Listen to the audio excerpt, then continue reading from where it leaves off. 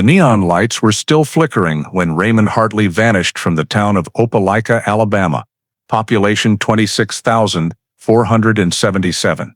A thick, cold fog blanketed the entire factory district and the row of offices along 2nd Avenue on that early November night. His coworker, Mark Dillard, stood in the back doorway of the Opelika Daily News building and raised a hand in farewell as Raymond, carrying his old leather briefcase, crossed the narrow courtyard toward the dark parking lot. Raymond was taking that briefcase home to proof his final article of the night, the same briefcase he had used for more than 10 years in the newspaper business. Mark watched Raymond's figure quickly melt into the heavy fog.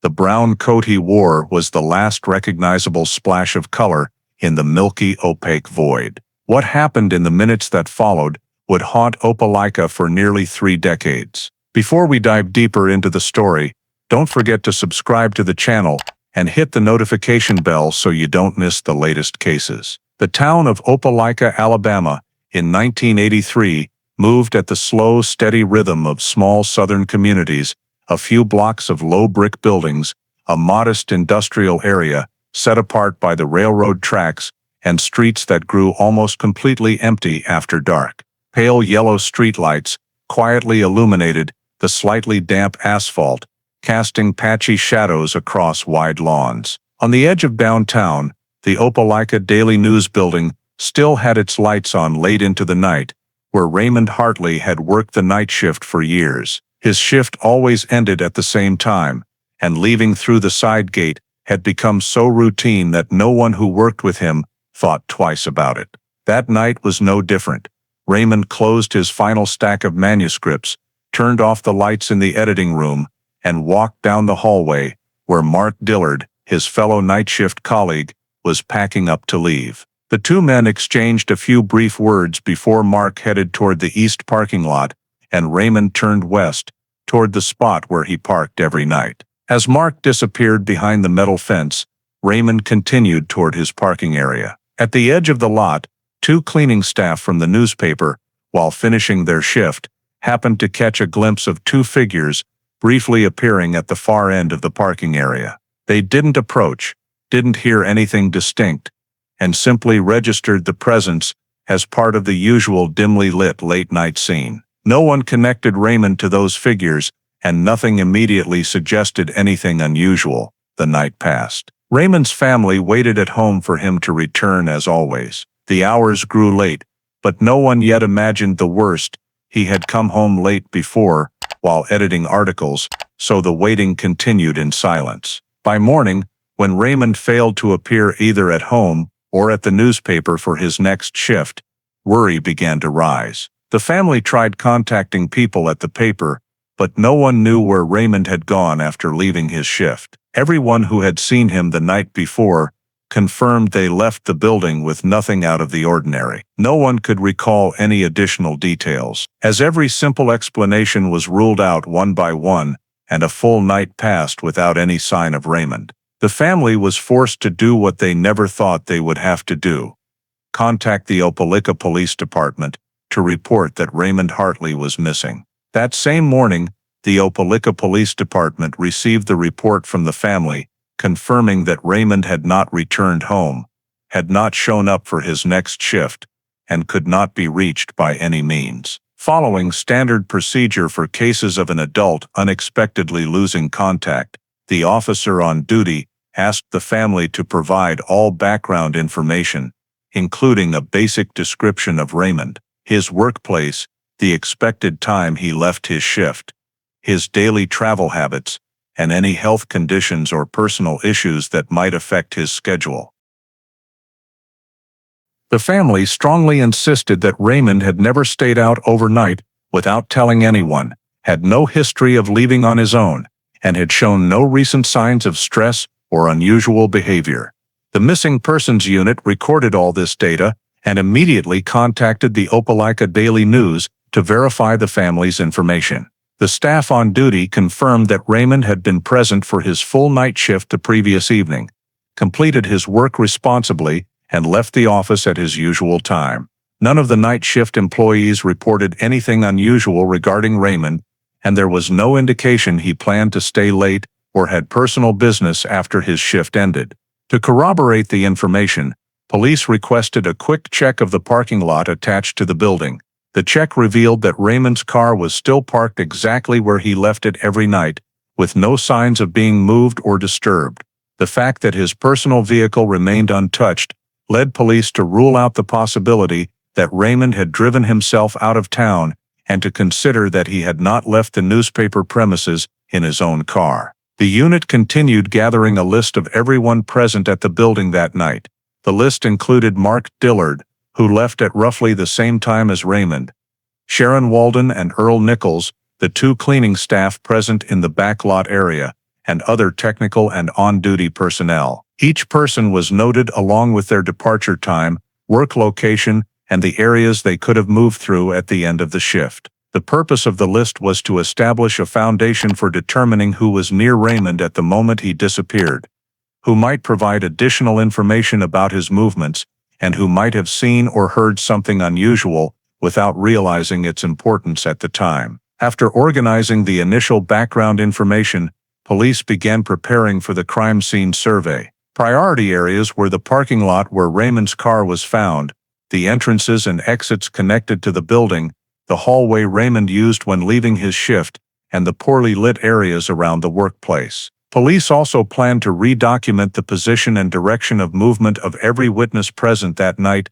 to create an initial movement diagram before conducting a detailed assessment. Alongside preparing the scene survey, police updated the Hartley family on the steps already taken, verifying that Raymond left the building normally, confirming the car remained in the lot, and compiling a full list of everyone present the night of the incident. This phase was solely to establish basic facts, organize events chronologically, and ensure no misunderstandings occurred during initial information gathering. The family was advised to remain at home during the early stage, so police could easily reach them if further clarification was needed about Raymond's habits or recent activities. The unit also asked the family to provide Raymond's work schedule for the previous week, but did not request any personal belongings at that time. Once all background data was compiled and basic facts confirmed, police closed the intake phase and moved to the on-site survey preparation that morning. Shortly afterward, the Opelika Police Department team arrived at the west parking lot of the Opelika Daily News to begin surveying the scene where Raymond Hartley was believed to have been last seen. This area was separate from the building's main exit, with a narrow path leading to a side street and two sides bordering dimly lit vacant lots. Police documented the overall layout of the parking lot, including the number of light poles, the illumination range of each pole, locations shaded by adjacent buildings, and sections without direct lighting. The lighting assessment aimed to determine visibility at the time Raymond left the building, especially whether witnesses could have seen or missed critical details in the darker areas. Entrances and exits to the lot were also examined to identify possible directions of movement for anyone passing through late at night. Police noted two main exits, one leading to the main road with occasional traffic and another opening onto a rarely used vacant area. Two lesser-used side exits were near the cleaning staff's work area. After documenting the lot's layout, police pinpointed the exact location of Raymond's car, parked in the western row, as was his nightly habit.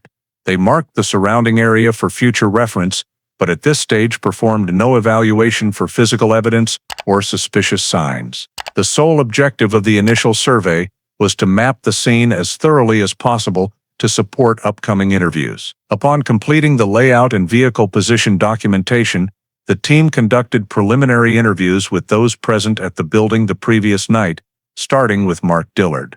Mark stated that he and Raymond left the building almost simultaneously, each heading to their own parking area.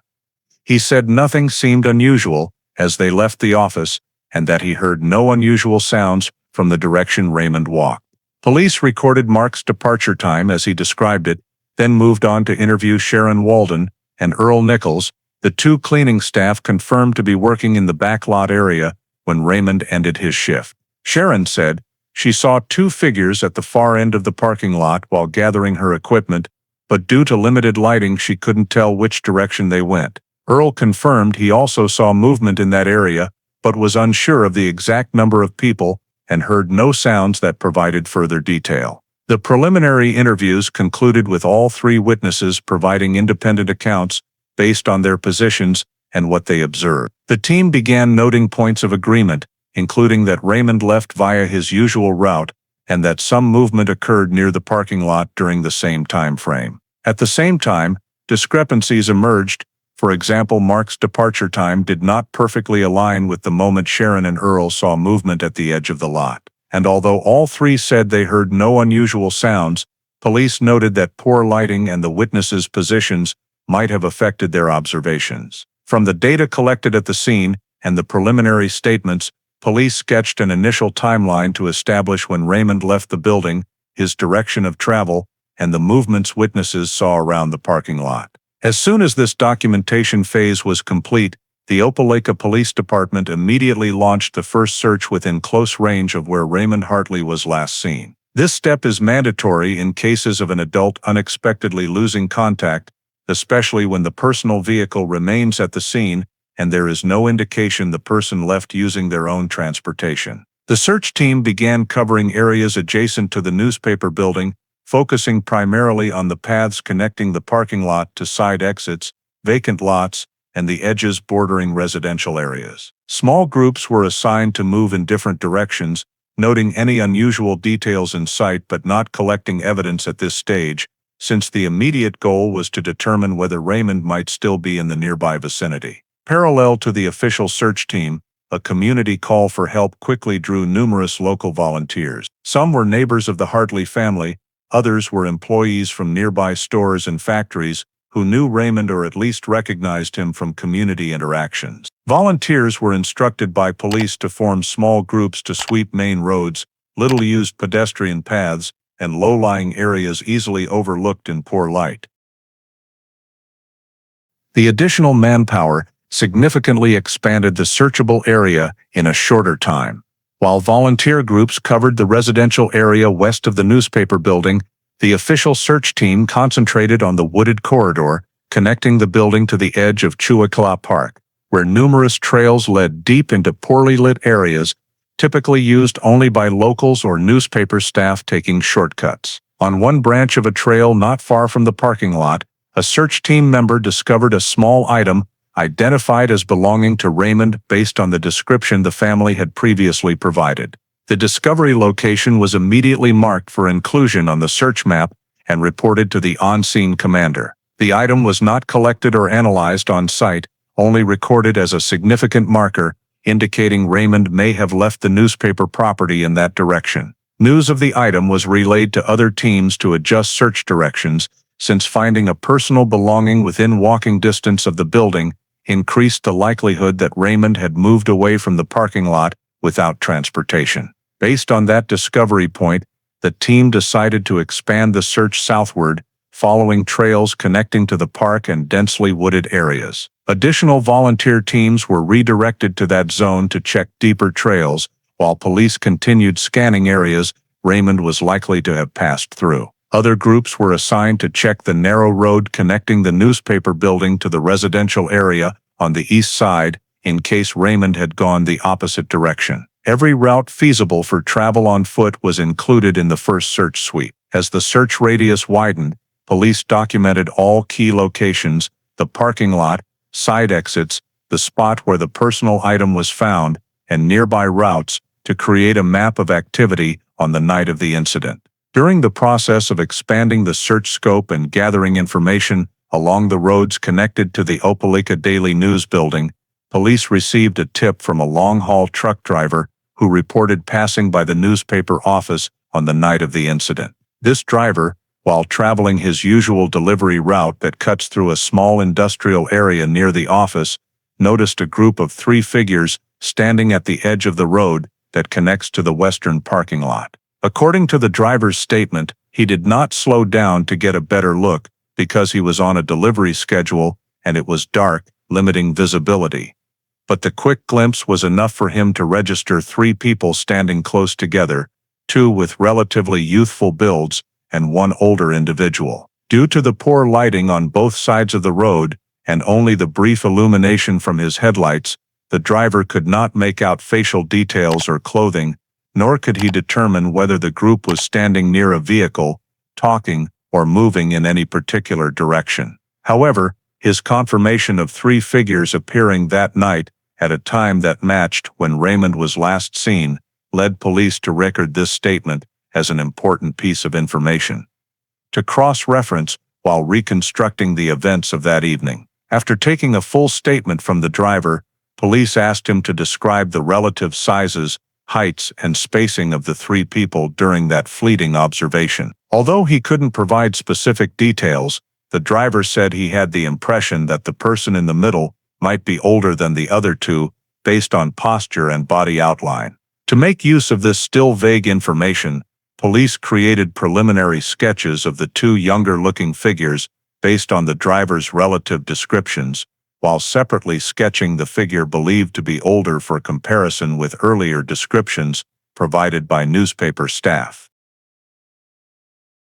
These sketches were not intended for immediate identification, but were filed as a reference tool to compare against future witness statements or additional information.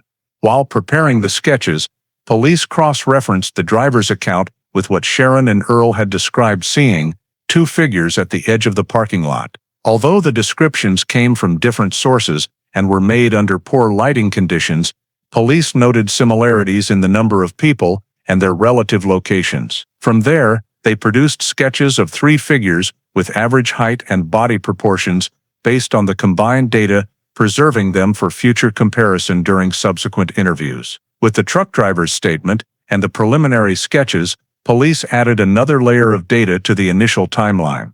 The information about the 3 figures was flagged as potentially directly related to the moment Raymond left the parking lot and indicated that other individuals, previously unaccounted for, were present near the area that night. Although the statement had significant limitations due to the short observation time and poor lighting, the confirmation of 3 figures outside the newspaper staff raised the need to investigate others who might have been traveling through the area late at night.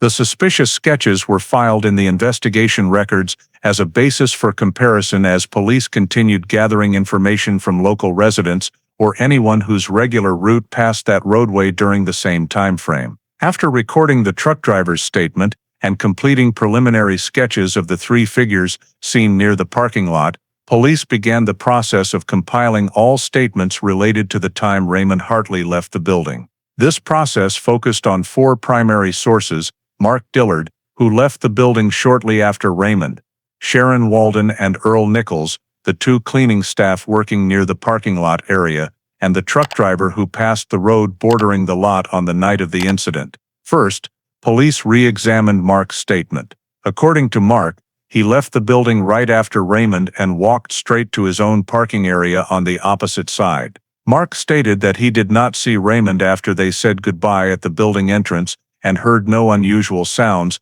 while crossing the hallway to the east parking lot. This statement indicated that Mark left the premises very close in time to Raymond, but followed a completely different route. Next, the statements from Sharon and Earl were compared to assess consistency in timing and observation. Sharon described seeing 2 figures at the edge of the parking lot while finishing her cleaning duties. She was unsure of the direction they came from or whether they were connected to anyone inside the building, only confirming that they were 2 individuals with distinct builds and that their movement lasted only a short time. Earl emphasized that he saw movement but couldn't confidently state the number of people due to darkness and obstructed sightlines. Although Sharon's and Earl's accounts did not match perfectly, both agreed that at least 1 or more individuals appeared in the parking lot area very close to the time Raymond left the building.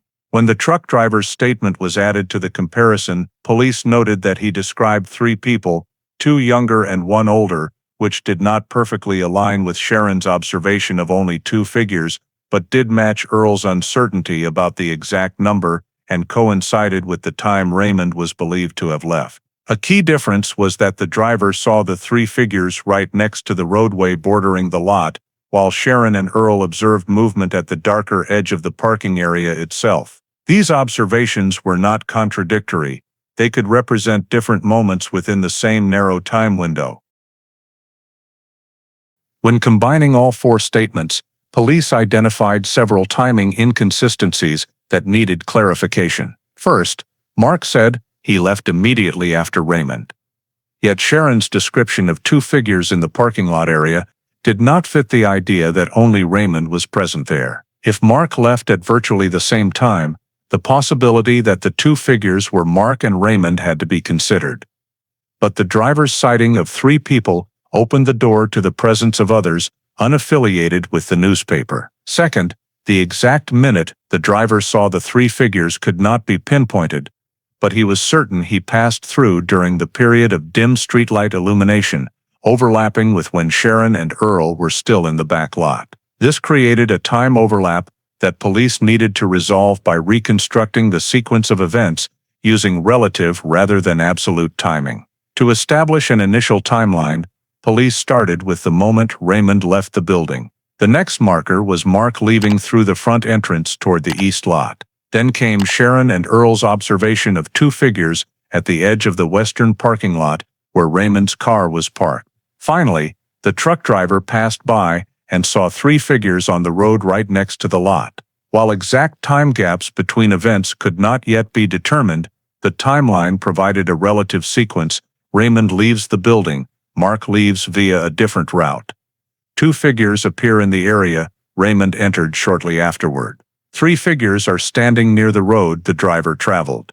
Constructing the timeline from witness accounts allowed police to form a preliminary picture of individual movements during that critical period. All events were plotted on a relative time map and served as the foundation for the next phase of evaluation. While police continued reviewing the newly constructed timeline and examining inconsistencies among the statements from Mark, Sharon, Earl, and the truck driver, a new development occurred when a young man named Chris Elwood voluntarily came to the Opelika Police Department headquarters and offered to provide information related to the night Raymond Hartley disappeared. Chris said he had heard through the community that police were seeking any leads about the area around the newspaper building that evening, and since he believed he had been near the location at roughly the same time, he wanted to share what he remembered, even though he wasn't completely certain. When the statement was taken, police noted that Chris did not provide a clear sequence of events,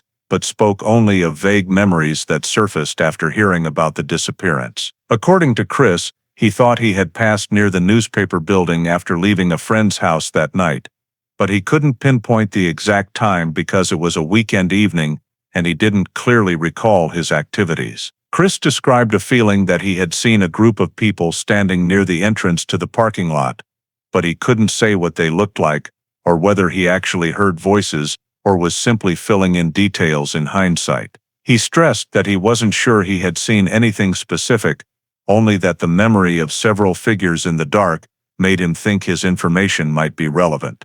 Police recorded Chris's statement according to procedure and asked questions to clarify any verifiable details. However, most of his answers remained uncertain. For example, he couldn't recall exactly when he arrived in the area, which direction he was traveling, or whether he truly saw anyone or just had a feeling upon reflection. When compared to the initial timeline compiled from the previous statements, police noted some possible loose overlaps, but nothing with specific confirmatory value. Chris's vague description of a group near the road connecting to the parking lot could align with the truck driver's sighting of three figures, or it could be unrelated, given that Chris's recalled timing was imprecise, and it could not be confirmed whether he was actually present at the critical moment. Police considered the possibility that Chris's memory might have been influenced by stories he heard around town, especially since Raymond's disappearance quickly became a major topic of discussion in the community. Nevertheless, because Chris came forward voluntarily and might recall more details later, police did not rule him out. The fact that Chris placed himself near the area that evening and recalled vague movement, even if uncertain, resulted in him being temporarily added to the list of individuals requiring further checking. In the working file, police labeled Chris's statement as unverified information, low reference value, but requires follow-up, while retaining the detail that he believed he was in the area as a point for cross-referencing with other sources. These notes were added to the timeline document, with clear annotations that Chris's recalled time could not be fixed absolutely and should be treated only as supplementary data, not an authenticated timestamp. Upon completing the interview, police thanked Chris for coming forward voluntarily and informed him they might contact him again if they needed to clarify details about his movements that night. Chris was asked to review his personal schedule and talk to friends he had been with that evening to pin down a more precise timeline, though he himself acknowledged that his memory might not be solid enough to directly assist the investigation. Although Chris's statement did not yet provide new confirmable information, the fact that he came forward was still viewed by police as an important part of collecting and filtering data about individuals who may have been near the scene when Raymond disappeared. This vague statement was retained as one small piece of the overall picture to be continually evaluated as other sources were cross-referenced to determine Chris's actual relevance to the events of that night. After finishing Chris Elwood's statement and provisionally adding him to the group of individuals needing further checks, police proceeded to examine people indirectly connected through Chris's account. During questioning, Chris mentioned being at a friend's house before passing near the newspaper building, and among the names mentioned was Ryan Foster, a young man the same age as Chris and part of his close friend group.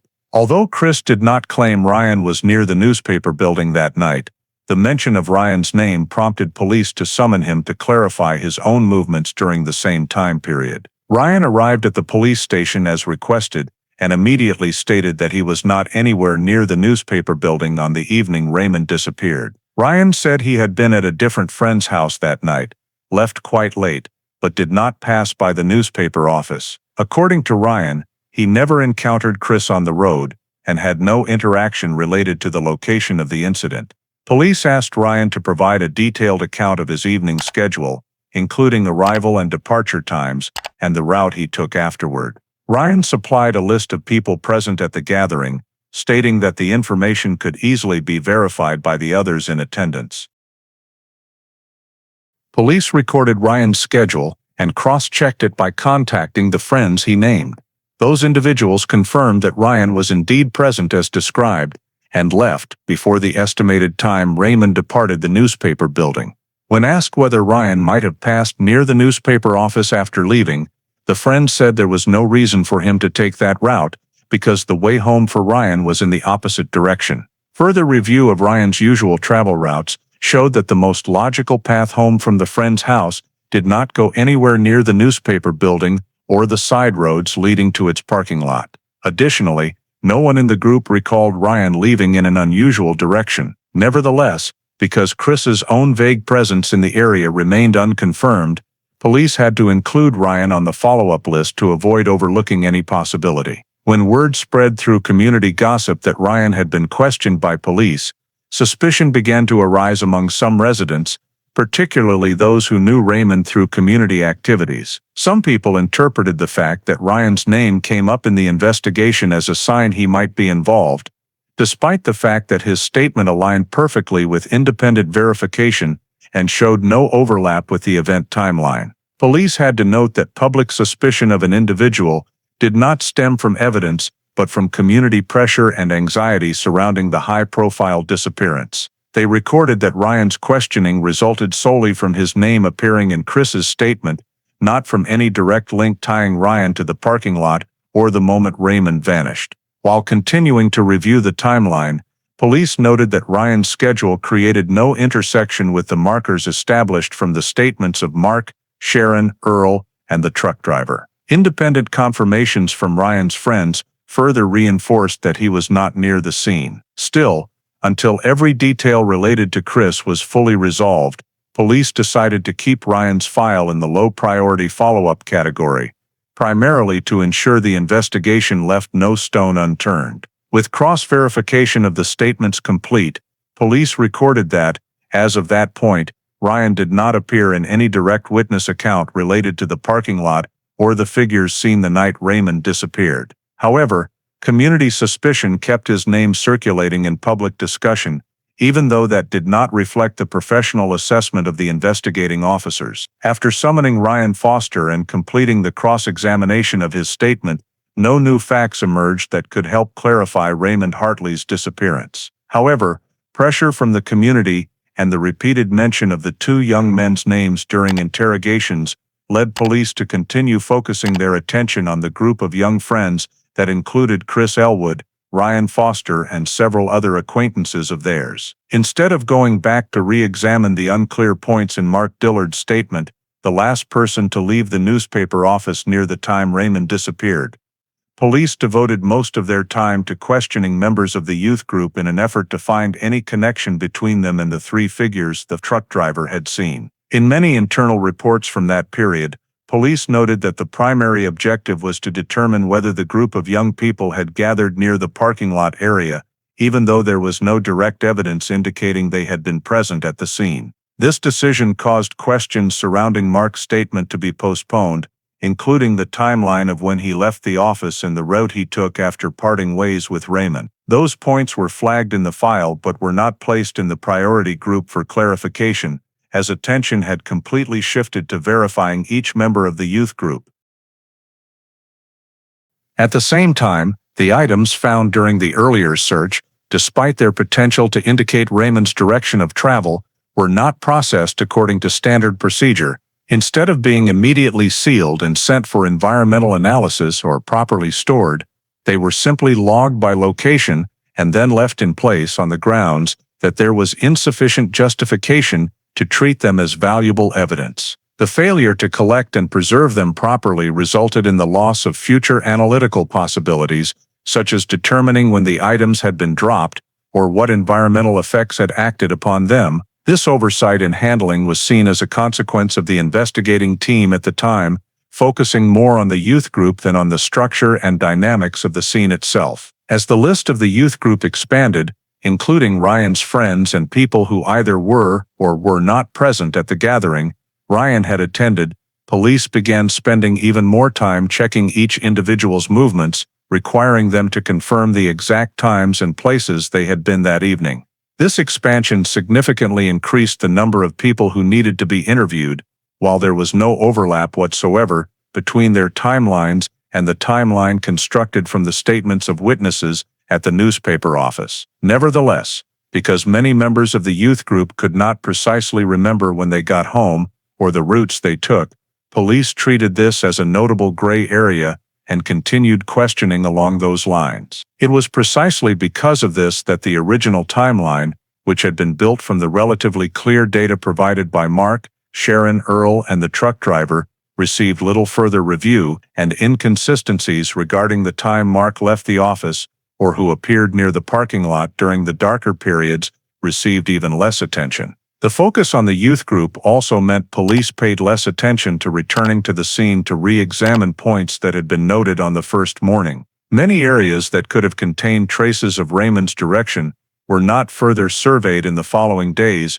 because resources were redirected toward interviewing the young individuals. In the case notes, numerous items related to clarifying the time gap between when Raymond left the office and when witnesses saw the figures were marked awaiting additional data, but that additional data was never collected because the investigation had completely veered toward the group of young friends. In that context, key details such as the period during which Mark might have been near the parking area, or his exact direction of travel after separating from Raymond, were downplayed and not cross-checked again with statements or actual developments at the scene. The failure to process the discovered items and to thoroughly analyze Mark's statement meant that important information was not properly evaluated. As the investigative team continued taking statements from additional members of the youth group without finding any relevant signs, the direction established in the early days gradually deviated from the essence of the incident, causing the determination of Raymond's route and the critical points of that evening to become blurred. This marked the phase when the investigation went off track, as attention was pulled away from the most important factors at the moment Raymond disappeared. While the police's official investigative direction was being pulled toward the youth group and many important areas remained unre-examined, the expanded search team, which included several volunteers and 2 officers assigned to assist, continued sweeping the footpaths that ran parallel to the edge of Chuaco Park, an area that had only received a preliminary check during the first search round. These trails led from the open lot west of the newspaper office deeper into the heavily wooded section, and were paths rarely used at night. When one smaller search group branched off to enter a curbed section near a dry creek bed, one of the volunteer members spotted an object lying off to the side of the embankment, only a few steps from the main trail. The item was immediately recognized thanks to the description the Hartley family had provided in the very first days, confirming that it was a personal belonging directly connected to Raymond. The discovery was quickly reported to the search team leader, who marked the location with colored ribbon tape to record its relative coordinates on the map. They also attempted to assess how deeply the item had sunk into the surface soil and the condition of the surrounding environment, but only through direct visual observation, since no specialized equipment was available. At that stage, because the investigation did not prioritize evidence handling, the search team was not permitted to collect the item for transfer. They were only allowed to log the location per earlier police instructions. Simply marking and photographing it in place meant the item was not preserved according to standard analytical procedure, reducing the ability to accurately determine the time or circumstances under which it had fallen onto the trail. When the information was relayed back to headquarters, police requested that the discovery location be recorded on the overall search map. This discovery point was farther out than the first piece of evidence, forming a relatively straight line between the newspaper office parking lot and a section of Opelika Park.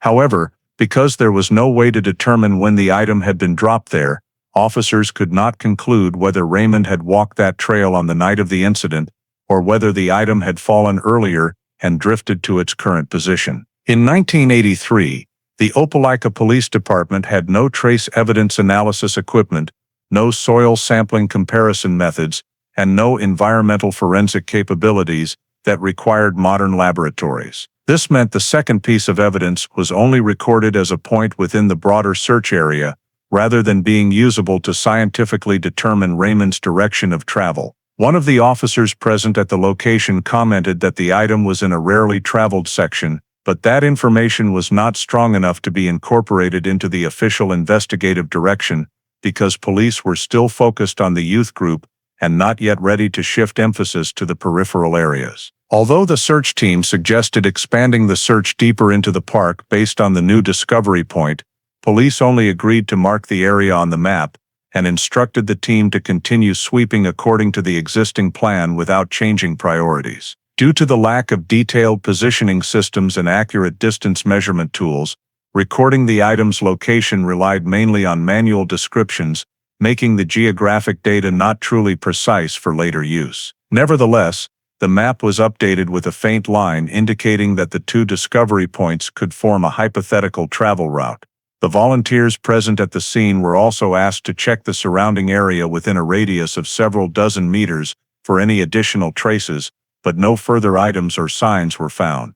The lack of additional results further prevented the second piece of evidence from being classified as a high-value clue for directing the investigation. In the search team's reports, the second item was categorized as a related discovery, but with undetermined value, a notation that reflected the overall state of the investigation at the time, lacking analytical data and lacking focus. Although the volunteers' motivation remained strong, the absence of clear direction from the investigators meant the search specialists could only continue following the area sweeping plan without orders to concentrate on more promising locations. Many areas around the second discovery point had complex terrain, including thick layers of dry leaves, sandy soil, mixed with gravel, and multiple side trails branching in different directions, requiring a more specialized team to analyze movement traces. However, most of the search personnel had not been trained for tasks requiring terrain analysis or survival science skills, significantly limiting their ability to capitalize on the clue. When the second piece of evidence was confirmed and entered into the file, but did not trigger any further analytical steps, it gradually became another piece of suspended information. Without trace analysis technology, without environmental testing, and without soil sampling, the item existed only as a vague indicator that Raymond might have passed through the Opelika area, but might not have. In the context of a scattered investigation, this discovery was not fully exploited, even though it could have provided an important direction if handled with stricter professional procedure. For many months after the second piece of evidence was found on the edge of Opelika Park, the investigation made no significant further progress. Although the search teams and volunteers had swept numerous nearby areas, no signs led to new clues about Raymond Hartley's location or clear evidence of what had happened to him. The previously discovered items, although entered into the file, had no analytical value because they had not been processed correctly and could not establish the time or circumstances under which they had been left in the area. During this period, police continued interviewing additional secondary witnesses, but all of them provided no information that could be directly linked to the moment Raymond disappeared. Each new statement only repeated guesses or secondhand information heard from others in the community without any concrete data that could be added to the timeline. These sessions only thickened the file without yielding any new direction. After completing the lengthy series of interviews, police reviewed all the material collected during the first year of the case. They assessed that, apart from the initial statements of Mark, Sharon, Earl, and the truck driver, no additional source was reliable enough to reconstruct the events more completely. The timeline related to the appearance of the three figures could not be confirmed by independent witnesses, so that observation point retained only reference value and could not be established as evidence. In that context, police concluded that every investigative avenue had returned to the initial state, no new evidence opened up the sequence of events, no clear scene traces existed, and there were no statements directly indicating contradictions among the last people to see Raymond. More importantly, despite multiple search efforts, Raymond's body, or any signs of injury, remained completely absent, keeping the case within the scope of missing person cause undetermined. Without a body, there was no way to confirm whether Raymond had suffered an accident, left town of his own accord, or been affected by external force. Also during this phase, the case's suspect list was re-evaluated. Since most witnesses had alibis or no intersection with the timeline, police could not name any specific suspect. The previously interviewed youth group was recorded as no direct involvement because their schedules did not match the key times in the timeline. Meanwhile, Mark Dillard, the last person to see Raymond, was not treated as a formal suspect because his statement had not been confirmed as contradictory, and there was no physical evidence tying him to a more suspicious position. When all avenues reached a deadlock, the documents from the year-long investigation were compiled, categorized, and reorganized according to long-term case file standards. The Opelika Police Department made the official decision that Raymond Hartley's disappearance no longer belonged to the active investigation category because all feasible directions had been exhausted without new data.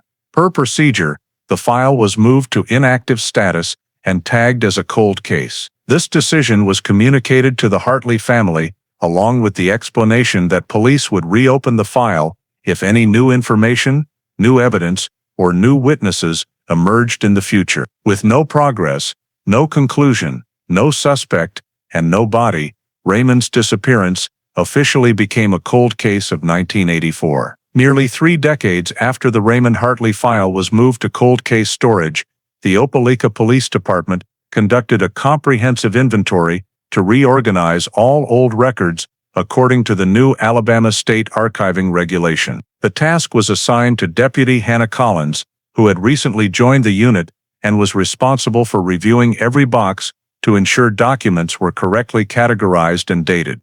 While checking the old shelves in the auxiliary storage room at the back of the building, Hannah noticed several boxes labeled from the early 1980s that were not in their designated locations. When cross-referencing the warehouse management list, she discovered one box bearing a case number related to the 1983 disappearance that was not on the list of files currently being tracked, meaning it may have been overlooked for many years. The box was buried deep in the bottom corner of the third shelf, its lid covered in thick dust, indicating it had gone untouched for a very long time. Upon opening the box to inspect the contents, Hannah saw that it contained far more material than was typical for an unsolved missing person case. Inside were the original handwritten 1983 statements from the first witnesses, including unedited versions of Mark Dillard's, Sharon Walden's, and Earl Nichols's testimonies. There was also a rough composite sketch made from the truck driver's initial description,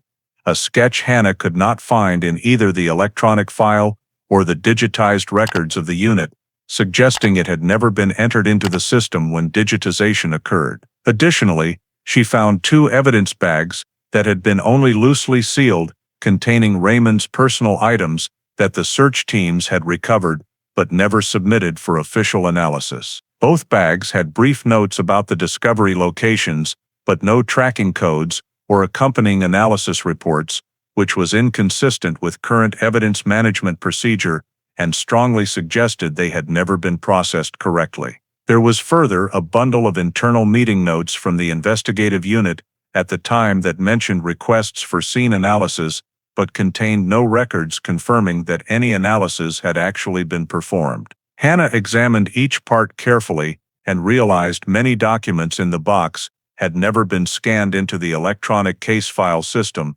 meaning a significant portion of the case's original data may never have been evaluated using modern procedures. Recognizing this as an unusual situation, Hannah immediately prepared a preliminary report, clearly noting the box's origin and condition, and photographed the key documents for comparison with the official file.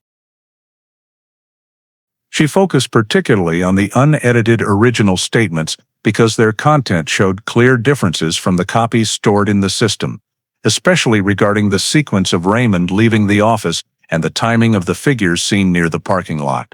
When re-examining the composite sketch, she noted that it was the only sketch made directly from the driver's initial account and had the roughness typical of the time it was created, yet somehow it never appeared in any subsequent summary reports. This led Hannah to suspect the sketch had either been separated from the file during initial processing or forgotten when the case was reorganized in 1984. The most noteworthy discovery for Hannah remained the 2 unanalyzed evidence bags. Even though they had sat in storage for nearly 3 decades, she realized that the fact they had never been properly processed created the possibility that information had been missed while the case was still active. This was a serious issue for any cold case, especially when the evidence could indicate the victim's direction of travel or contacts at the time of disappearance. After completing the initial documentation, Hannah decided to report the discovery to her direct supervisor. In an internal meeting,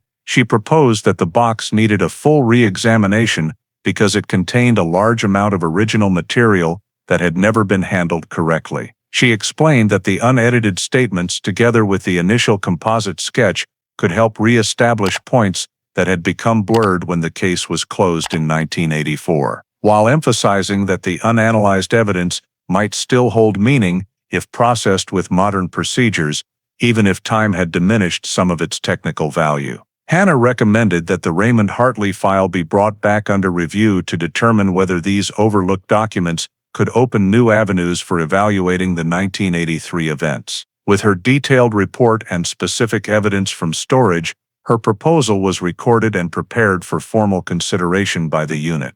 After Hannah Collins's report was escalated to her superiors and the forgotten evidence box was re-examined one more time, the cold case unit authorized Hannah to begin reconstructing the timeline based on all the remaining data from the case, using crime scene analysis software and time comparison tools that the Opelika Police Department had applied to old files in recent years. Hannah's first goal was to input every direct time marker that existed in the file, including the time Mark Dillard left the newspaper office according to his original statement, the window during which Sharon and Earl saw movement at the edge of the parking lot, and the moment the truck driver passed the road that bordered the crime scene area. These data points should have been standardized back in 1983, but because procedures at the time were limited, many details were recorded only in descriptive form rather than with exact times. Therefore, Hannah had to break down every small fact in the original statements to re-estimate relative time windows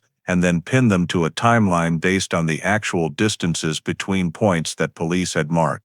The timeline reconstruction was carried out by using movement simulations based on 1983 local maps and current geographic data. Hannah entered locations such as the newspaper office door, the western fence, the trail leading into Chuakla Park, and the parking lot area into a digital map, then placed the event markers at their corresponding spots. The software automatically calculated the average time an adult would need to walk from one point to another in dark conditions with limited lighting. Once the provisional timeline was built, Hannah began cross-checking each witness's statement against the model the software had generated. During this process, she discovered a major inconsistency in Mark Dillard's statement. In the 1983 file, Mark stated that he left the newspaper office almost immediately after Raymond and walked straight toward his own car in the opposite area. However, based on the movement simulation and the locations where other witnesses saw activity, Hannah realized that if Mark had truly left the office at the exact time he claimed, he could not possibly have completely exited the area visible to Sharon and Earl within the described time frame.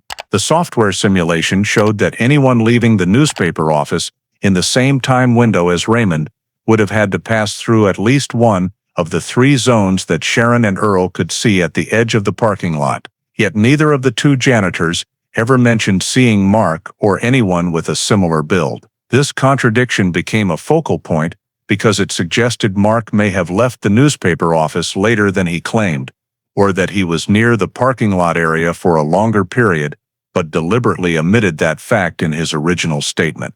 Hannah went back to Mark's unedited statement in the evidence box and noticed a small but significant difference in how he described the moment he left the office compared to the copy stored in the official 1983 file. In the original, Mark wrote that he stayed a little longer to organize some papers, but that detail completely disappeared in the version entered into the system in 1983. This discrepancy indicated that the time Mark actually walked out the newspaper office door may not match the time he told police. When she entered this data point into the time model, the software determined that if Mark left the office just a few minutes later, his movement path could coincide with the moment the truck driver saw three figures on the road near the parking lot. This created a new possibility in the timeline. Mark could have been present at the parking lot during the same window as Raymond, or at least during the period when other witnesses recorded vague movement. After cross-checking the time markers, Hannah continued examining the locations where the figures appeared in witness statements. While Sharon and Earl confirmed seeing two silhouettes at the edge of the parking lot, the truck driver saw three people near the main road exit. The software's simulation of individual movement within the parking area showed that these two observations could be of the same group of people at two different moments. If someone was standing at the edge of the lot and then quickly moved toward the main road, they could create two different images under weak lighting, one recorded by the janitors in the darker section, and one spotted by the truck driver as his vehicle passed. When Hannah matched this model to Mark's statement, she saw that if Mark had indeed stayed at the office longer than the official statement indicated, he could absolutely coincide with the timing of the silhouettes at the edge of the parking lot. The alignment between the simulation and the witness statements caused the timeline model to start leaning toward the possibility that Mark was present in the parking lot area at the moment Raymond disappeared, even though he never admitted it in the file. Hannah continued entering the location of Raymond's car and Raymond's possible movement paths based on the software simulation, and this time the software determined that Raymond's movement from the newspaper office door to the western parking lot required a specific amount of time. When she pinned that time marker to the timeline, Hannah discovered that Raymond's route and Mark's possible route, if based on the unedited original statement, would intersect at a point extremely close to where Sharon and Earl had seen movement. For the first time in nearly 30 years, the timeline data showed an actual overlap between the two men's paths.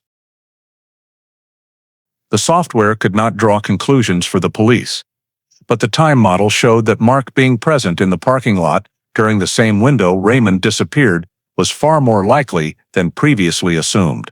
When all the data from the unedited statement, the initial sketches, the movement simulations, and the witness statements were combined, Hannah saw that the software consistently produced models in which Mark's position either matched or nearly matched the locations of the silhouettes seen at the scene. For the first time in decades, the case timeline reflected a crucial marker.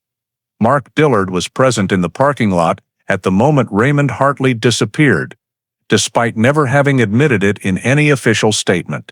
After the new timeline model built by the software showed that Mark Dillard was likely present in the parking lot at the moment Raymond disappeared, Hannah Collins proceeded to re-interview the witnesses who had been at the scene in order to cross-check their statements against the newly systematized data. Sharon Walden and Earl Nichols were summoned first because they were the only two who witnessed movement at the edge of the parking lot right when the incident occurred. When asked to describe again what they had observed that night, Sharon this time said she clearly remembered two silhouettes moving in the area next to the western fence. Previously, she had only described them as vague shapes because of the poor lighting.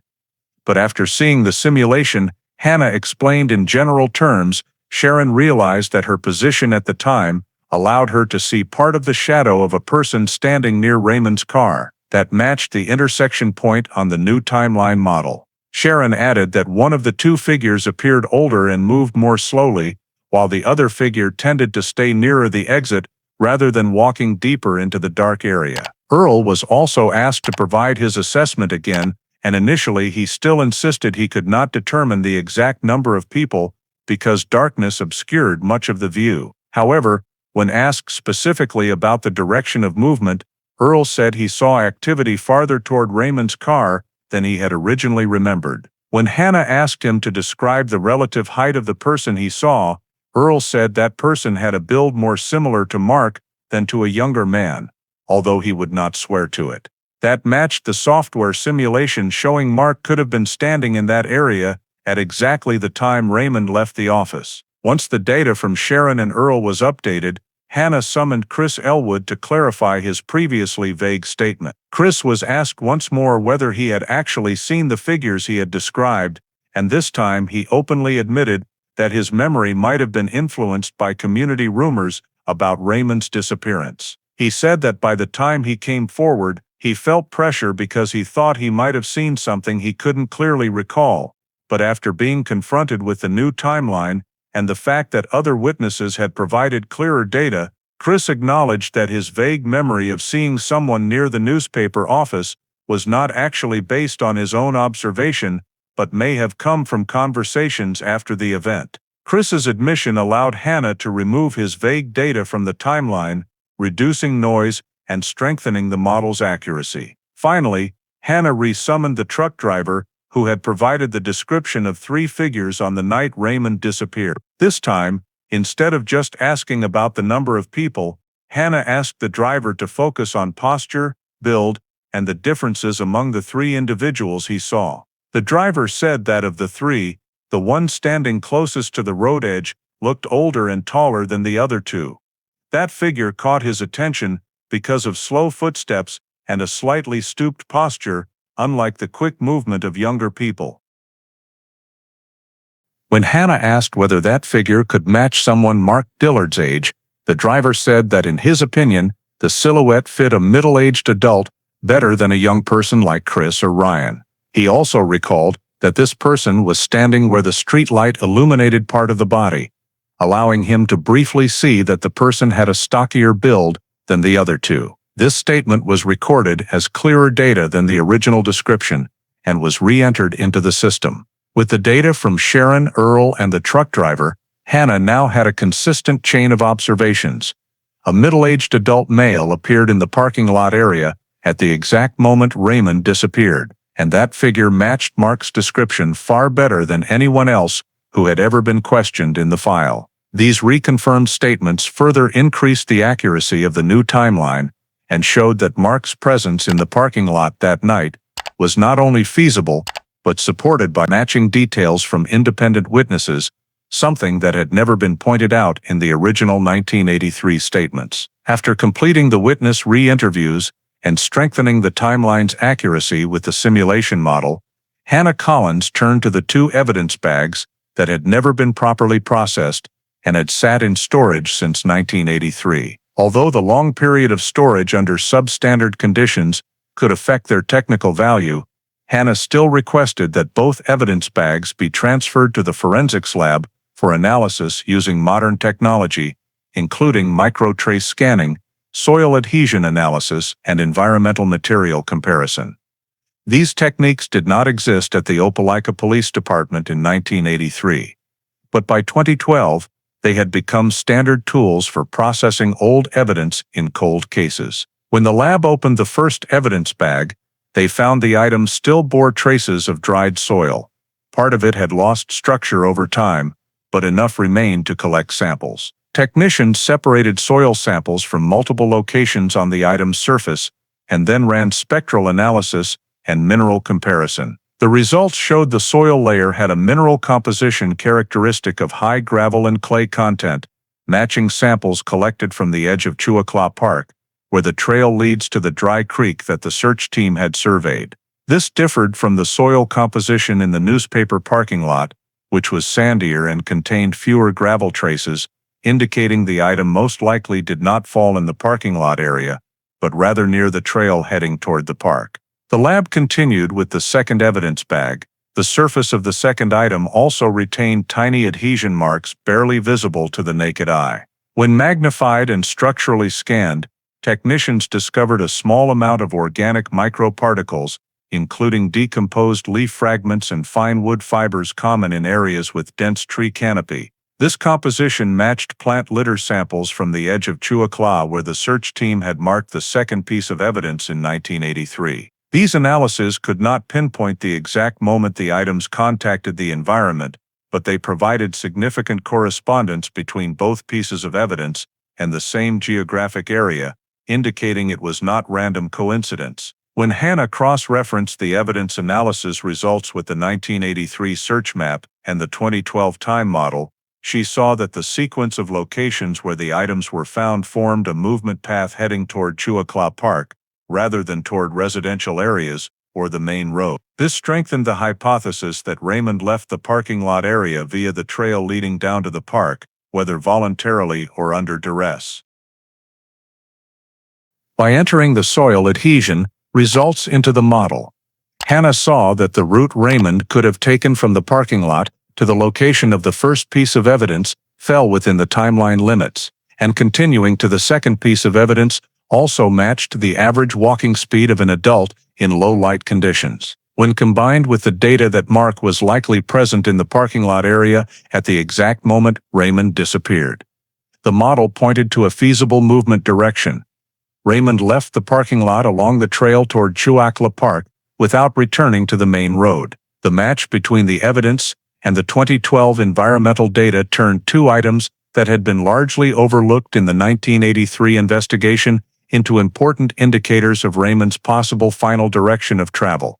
The lab continued analyzing dust and tiny fibers on the items, but found no clear DNA or biological traces due to the long time period and poor storage conditions. Nevertheless, the environmental analyses still carried considerable value when attached to the overall timeline. When all results were entered into the system, Hannah updated the movement map and marked the two evidence locations as guideposts, confirming that the direction toward Chuakla was the most logical path of movement. With the technical analyses available, the official model recorded that the evidence strongly supported the hypothesis that Raymond left the parking lot heading toward the park and did not take any route back toward residential or commercial areas, something investigators had previously been unable to establish with proof. After completing the evidence analysis and updating all data points into the new timeline model, Hannah Collins moved to the most critical evaluation step, cross-referencing Mark Dillard's statements from the 1983 and 2012 periods to determine consistency and verify the possibility that Mark was present in the parking lot at the exact time Raymond Hartley disappeared. In the 1983 file, Mark described leaving the newsroom right after Raymond, heading toward the opposite parking lot, and never returning to the west side. However, in the original unedited statement found in the document box, Mark had written that he stayed a moment to organize papers, a detail that was later removed from the official version of the statement. This discrepancy became significant when the 2012 timeline model showed that if Mark actually left just a few minutes later, he could easily have been present during the same window when Sharon and Earl saw movement at the edge of the parking lot.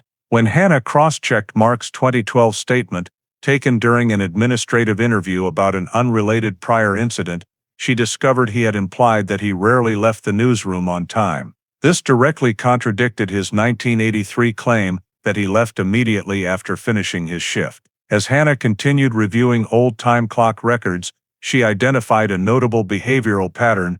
Mark routinely stayed a few minutes late to gather scattered papers in the editing room or finish small tasks before locking up. This made it highly probable that he left the building later than his initial statement suggested. Any shift in his departure time directly impacted the event timeline, and in this case, it opened the possibility that Mark was in the parking lot area exactly when Raymond walked to his car or shortly afterward. To investigate further, Hannah retrieved data on Mark's post-shift movement history and nighttime habits. From statements of several former colleagues still reachable, she learned that Mark rarely drove straight home after work. Instead, he often drove around the edge of Chuakla to get some air before heading to his South Side neighborhood. One colleague even recalled that Mark sometimes parked near the trails leading down into the park to sit for a few minutes.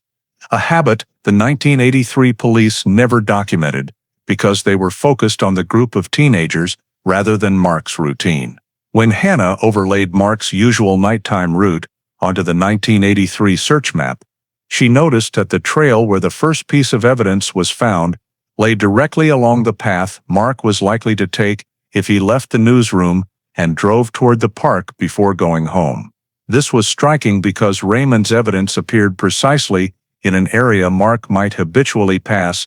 Continuing the comparison, Hannah examined the distance from the newsroom parking lot to the location of the second piece of evidence. That distance fell entirely within a reasonable walking range between 2 points Mark could cover if he and Raymond left the building close together in time. When this data was cross-referenced with the simulation, Hannah saw that the route from the newsroom door to the second evidence location was not a path any of the teenagers would randomly take, but it perfectly matched the fastest route Mark would use to reach the Chuakla area. When evidence locations were combined with movement habits, the degree of overlap increased dramatically. Next, Hannah compared the recent re-interview description provided by the truck driver. The driver described a middle-aged figure, taller and sturdier than the other two silhouettes he saw. This physical profile matched Mark in 1983, completely unlike Chris or Ryan,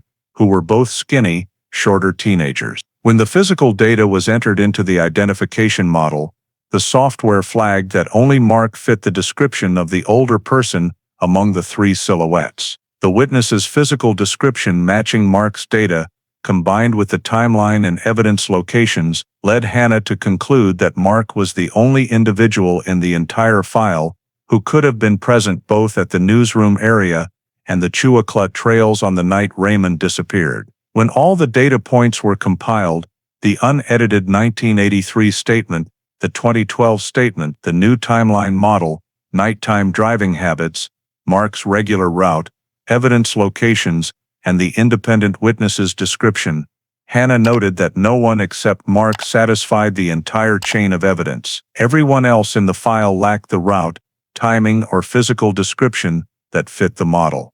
The previously suspected teenagers no longer matched the timeline at all. Other peripheral witnesses were not at the parking lot or nearby areas at the relevant time. Only Mark matched the witness sightings, the evidence trail route, the simulated timeline, and the physical description of the person at the scene. At this point, Mark became the sole suspect who matched every data point in the 2012 timeline model and was flagged in the cold case file with the highest priority for further action. Based on all the systematized data, Hannah Collins began building a crime scene reconstruction model of the night of the incident using simulation software, with the goal of determining the path from the newsroom parking lot to the forest bordering Lake Chuakla and assessing the likelihood that Raymond Hartley was influenced by another person, specifically Mark Dillard.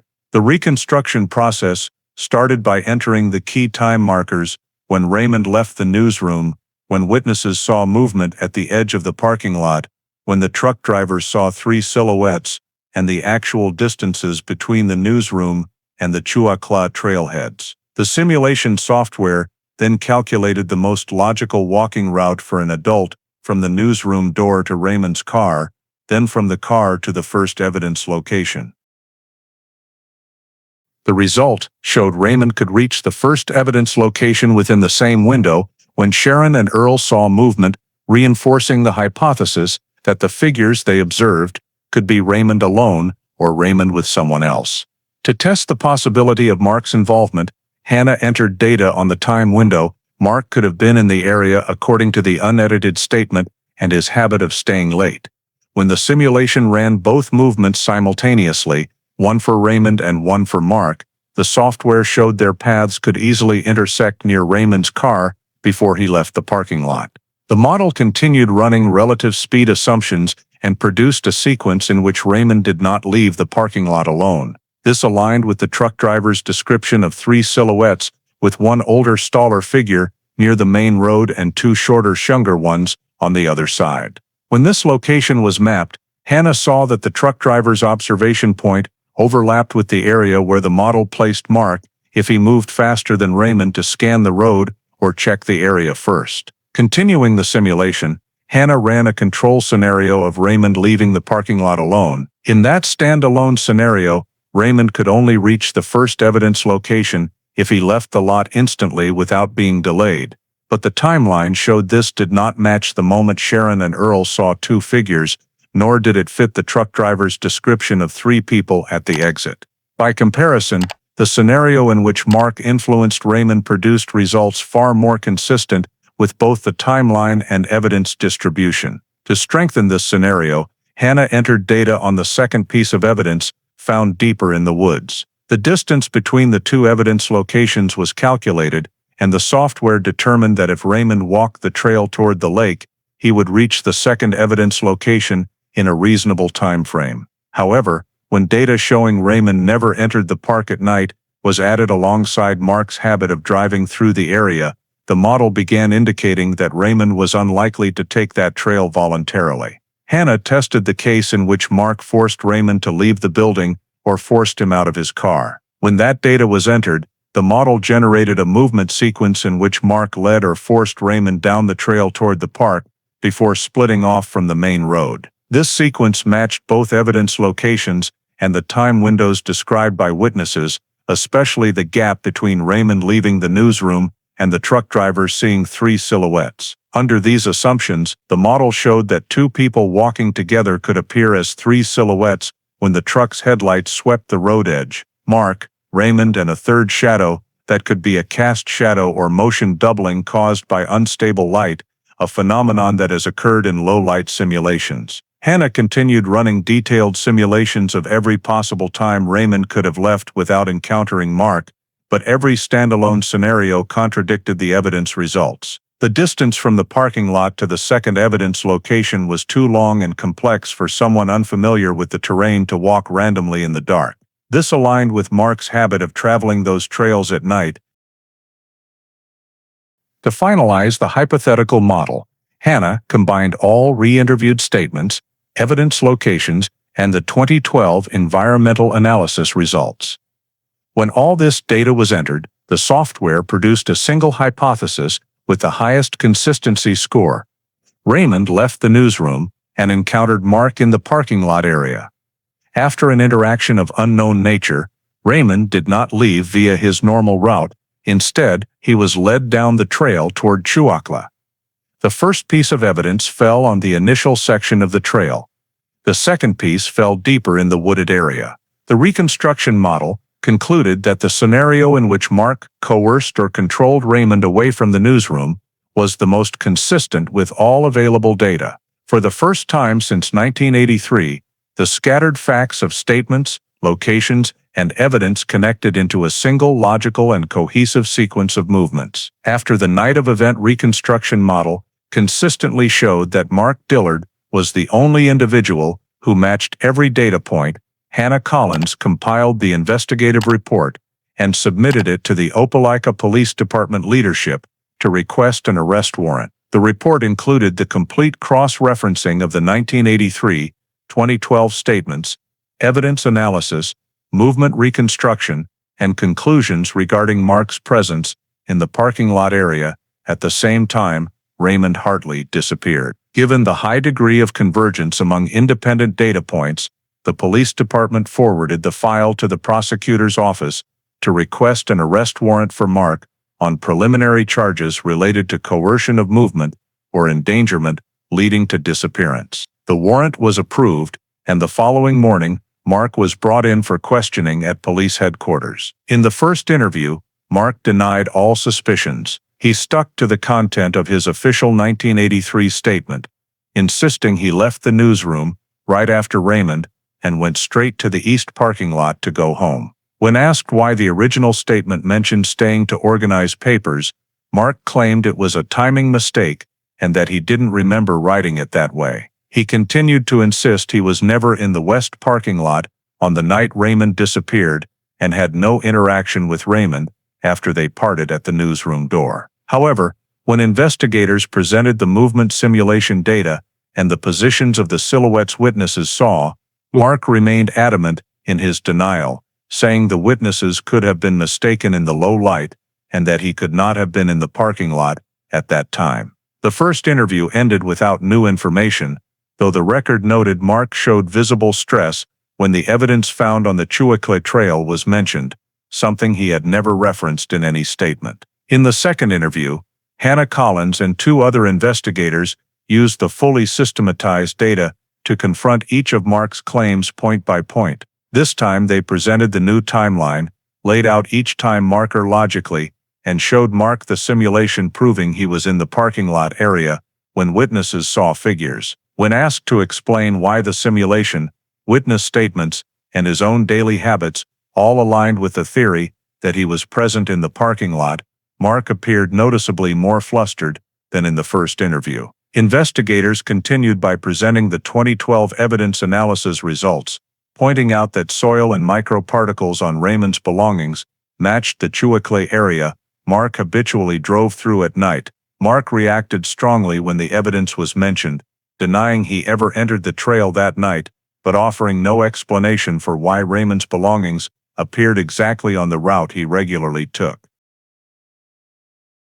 When asked why his original statement in the document box differed from the official version, Mark said he didn't remember why he wrote it that way, but investigators pointed out that the difference completely changed his position in the night's timeline.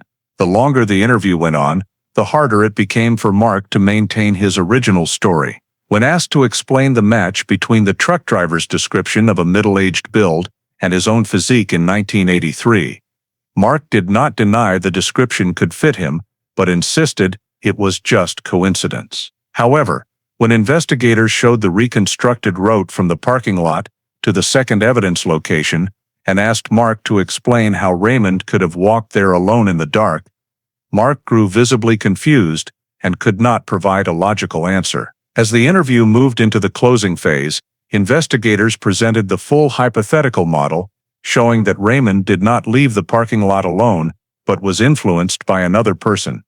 And the only data that fit was Mark's presence. Under the pressure of the accumulating evidence, Mark finally admitted that he did have a physical altercation with Raymond near Raymond's car. He stated that the two had been arguing over a work issue that had been building for weeks, and in the heat of the moment, things got out of control. When asked what happened next, Mark said Raymond was injured and could not stand on his own. Fearing discovery, he felt compelled to move Raymond away from the parking lot and led him down the trail toward Chouaclé to find a secluded spot. When asked to pinpoint the exact location where he ultimately left Raymond, Mark identified an area deep in the woods near the junction of two trails that the 1983 search teams had overlooked.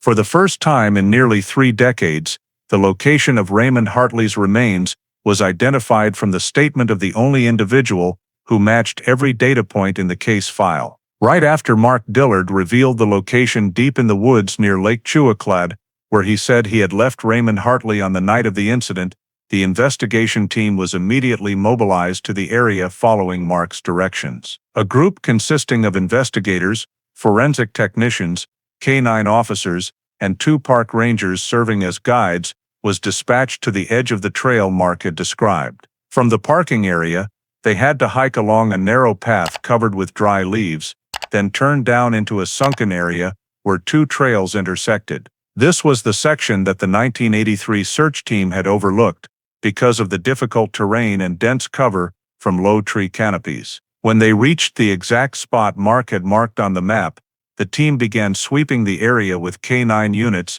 and metal detectors for anything suspicious. Within just a few minutes, one of the scent dogs alerted to a slightly depressed patch of ground where the soil appeared unnaturally compacted compared to the surrounding forest floor. Technicians immediately cordoned off the spot and began excavating by hand to avoid disturbing any potential evidence that might remain beneath nearly 3 decades of soil. The top layer contained only decayed leaves and roots that had grown deep into the site, but when the second layer was removed, a faint foul odor rose from the damp earth below, signaling the decomposition of organic material. The technicians dug a few more inches and quickly uncovered scattered bone fragments lying at a shallower depth than initially expected. They carefully removed the surrounding soil, and skeletal structures gradually came into view, including an arm bone, pelvis, and a portion of a deformed skull affected by the environment. At the same time, a small metal object was found near the arm bone, apparently a fragment of a personal item Raymond had carried, though the color and surface were heavily corroded by time.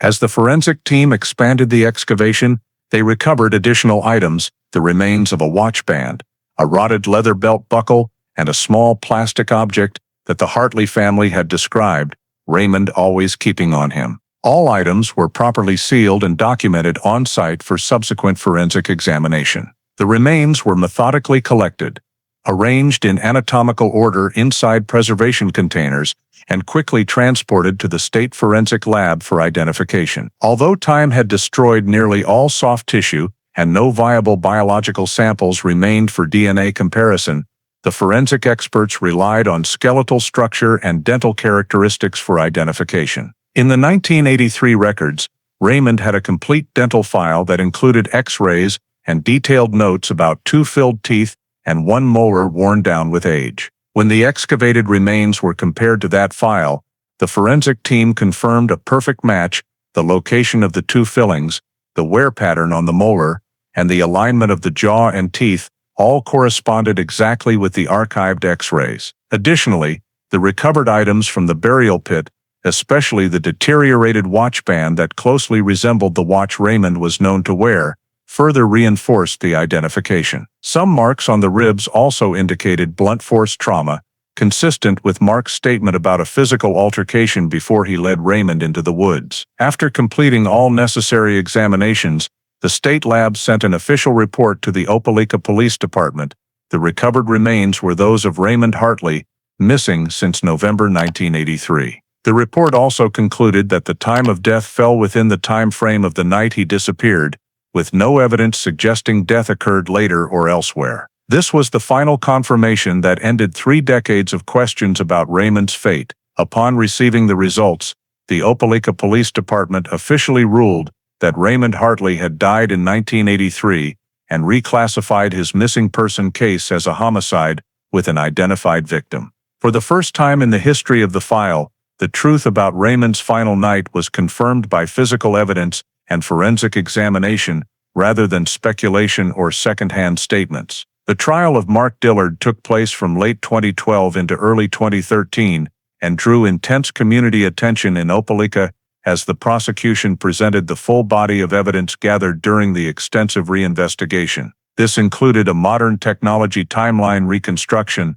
analysis of evidence recovered from Chuakla, re-interviewed witness statements, and the forensic identification of Raymond Hartley's remains. In the opening phase, the prosecution focused on proving that Mark was the only individual who matched every piece of data, placing someone at the scene when Raymond disappeared. They presented a simulated timeline showing that the moment Mark could have left the newsroom aligned with the time witnesses saw movement at the edge of the parking lot and matched the truck driver's description of the older figure among the 3 silhouettes. Original 1983 statements, discovered in a forgotten evidence box, were shown to the jury to demonstrate that Mark's statements had been altered during the initial investigation and that those changes directly affected the ability to place him at the scene that night. Sharon and Earl were called as witnesses.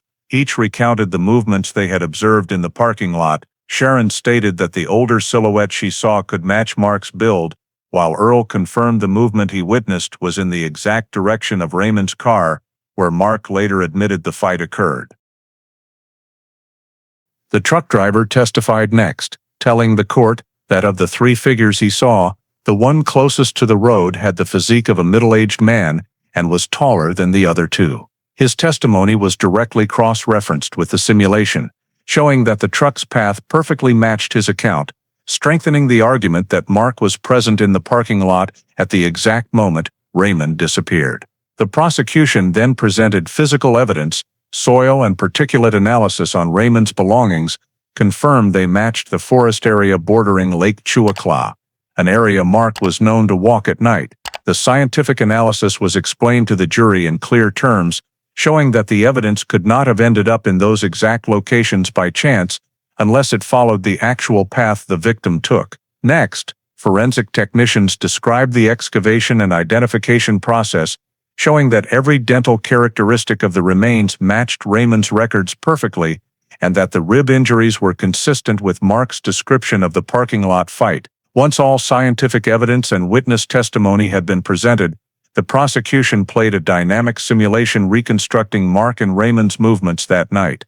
On the large courtroom screen, Raymond was shown walking from the newsroom to the parking lot, encountering Mark in a dimly lit area, then both moving along the trail into Chouacla Park. Evidence discovery points appeared sequentially along the simulated route, creating a visual reconstruction that aligned perfectly with the path Mark described in his final interview. During closing arguments, the defense attorney attempted to argue that the model was merely hypothetical, but the prosecution countered by stressing that the simulation was built from real data, original statements, independent witnesses, modern forensic analysis of evidence, and Mark's own confession about the fight. At the end of the trial, the judge emphasized that every piece of evidence pointed in a single direction and that no other reasonable suspect existed. After deliberating for several hours, the jury returned its verdict.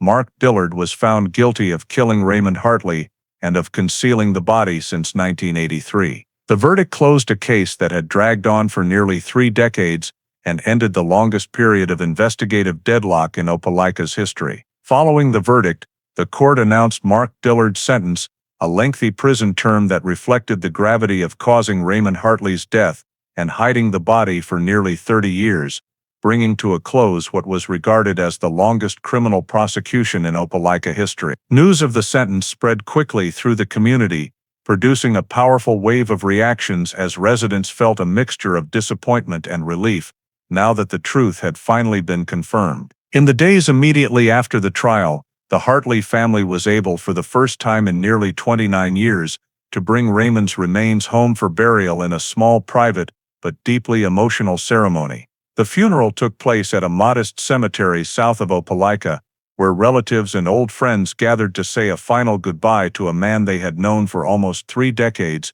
only as missing without a trace. Having him return to the family ended an unrelenting period of pain that began the night Raymond never came home in 1983. While the Hartley family found closure, the Opelika community began re-examining every mistake made during the original investigation. Many residents expressed shock upon learning that critical evidence had not been properly processed, statements had been altered, and the 1983 investigation had wrongly fixated on a group of teenagers without solid grounds. Community meetings and discussions at local colleges focused on understanding how a case that seemed straightforward in time and scope could remain stalled for 30 years because of small but systemic errors. Mark's conviction prompted the state of Alabama to review cold case handling procedures statewide. Veteran investigators and legal experts were brought in to analyze the Raymond Hartley case as an example of the urgent need for comprehensive reform. A task force was formed to create standardized guidelines for long-term evidence management, preservation of original records, and strict protocols for data entry when converting paper files to digital formats. Numerous recommendations were issued, including a requirement for independent cross-checks whenever a case was closed or classified as a cold case, to prevent vital documents from being lost, like Raymond's forgotten evidence box. Alabama lawmakers also considered increasing funding for dedicated cold case units to ensure every unresolved case receives periodic review using the latest technology. Although these changes could not erase the prolonged suffering of the Hartley family, they stood as a symbolic commitment from the state that mistakes like those in the Raymond case would not be repeated. With the legal conclusions reached, the perpetrator identified, and reform measures underway, the Opelika Police Department officially closed the Raymond Hartley case. The case did not end in oblivion, but with an acknowledgement of the past failures of the investigative system and a reminder that every overlooked detail, every statement not thoroughly analyzed, can keep the truth about a person hidden for decades. The resolution gave the Hartley family something they had hardly dared hope for: answers after 29 years and the chance to put a final period on a search for truth that had lasted nearly 3 generations. The story of the Raymond Hartley case is not only a journey to uncover the truth after 29 years, it also reflects many issues very close to contemporary American life: the limitations of old investigative systems, errors caused by bias or carelessness, and the power of both technology and human perseverance. One of the most important details is the original evidence box left forgotten in storage for decades. A small mistake with enormous consequences, the investigation went off track. Evidence was never analyzed, and Mark Dillard escaped suspicion for nearly 30 years. This reminds us of the importance of transparency, accountability, and proper procedure in every area of life, from government agencies to private organizations. Another lesson comes from the perseverance of the new generation of investigators. Deputy Hannah Collins refused to accept the silence of a cold case file and took the initiative to review it, applying 2012 technology to reconstruct the timeline and reanalyze evidence. That is how the truth finally emerged. In today's American society, where technology, data, and access to information are more powerful than ever, the lesson is that technology only matters when it is paired with care, personal responsibility, and a refusal to give up. Finally, the fact that the Hartley family had to wait 29 years to hold a funeral for their loved one reminds us that delayed justice still leaves gaps that can never be filled. Therefore, in modern life we need to pay more attention to things that seem minor: an unanswered email, an incomplete process, a responsibility not fully carried out. If ignored, those things can create consequences that last many years. The Hartley story is a reminder